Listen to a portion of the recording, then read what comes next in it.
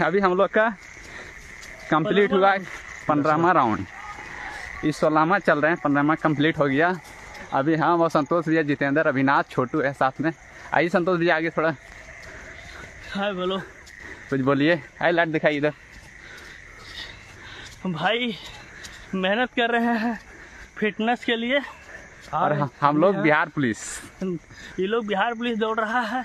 हम अपना फिटनेस इन लोग के साथ में फिटनेस की तैयारी कर रहे हैं।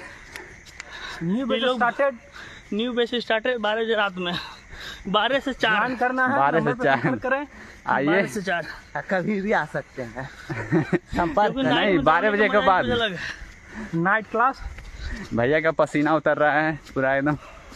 16वां राउंड खत्म 16वां राउंड चल रहा है। हम लोग 16वां लास्ट है। लास्ट नहीं है अभी। देखिए इधर जितेंद्र पूरा लाइट जला के देखा। छोटू देखिए पूरा परेशान है। Last round